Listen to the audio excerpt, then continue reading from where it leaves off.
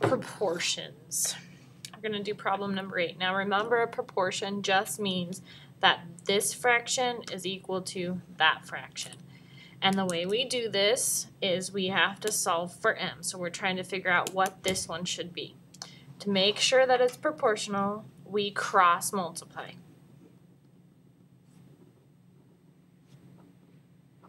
So we would take n and multiply it by 3 and get 3m, and 10 and multiply it by 10 and get 100. Now we can solve for m because we know that we work one side and we know that's a multiplication problem.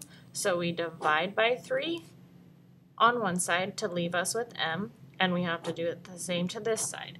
So 100 divided by 3 will leave us with 33.33 repeating.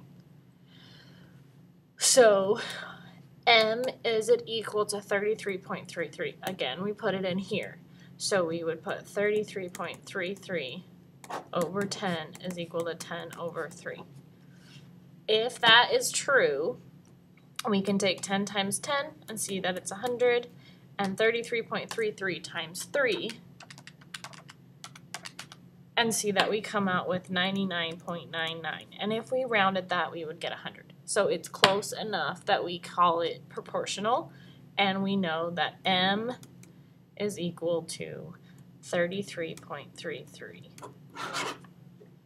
Okay, when you do this on the test, it'll tell you if they want you to round to the tenths, hundredths, thousandths, whatever place value, so make sure you've read the directions. All right, the next one we're going to look at is multiplying and dividing fractions and mixed numbers. This one is the one that most of you are not very comfortable doing, but it is easy if you've done it multiple times. So on this one, I would suggest you do all the problems and not just 10. So the first thing I like to do is make these simply fractions with no whole numbers. So I would make them improper. And to make an improper fraction, I'm going to take -2 times 3, and I get -6, and then I add my top number. So we take this number and this number to multiply, and then that plus the top. So we would get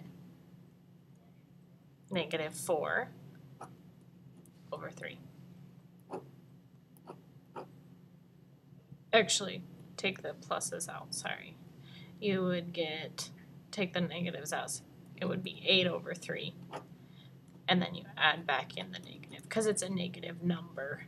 So you can't double negative it. So it's a -8 thirds is equal to -2 2/3. So we do the same thing here. 4 times 10 is 40 plus 1 is 41. So that number goes on the top and the 10 goes on the bottom. Notice the 3 went back on the bottom here.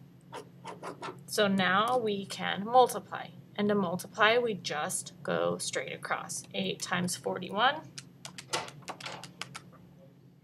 328, and 3 times 10, 30.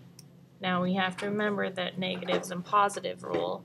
If a negative and a positive are together, it's negative. And this isn't reduced, so you have to reduce it down. So if you take 328 and divide it by 30, we come up with 10 as our whole number, and 28 over 3 over 30, sorry. Reduce that down by 2's.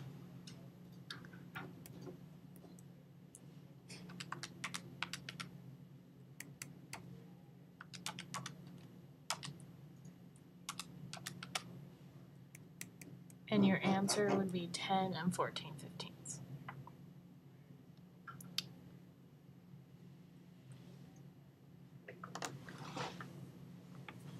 The next one is rounding numbers.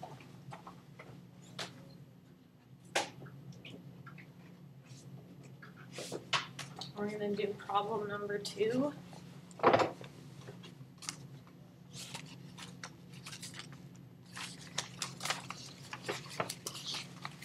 which is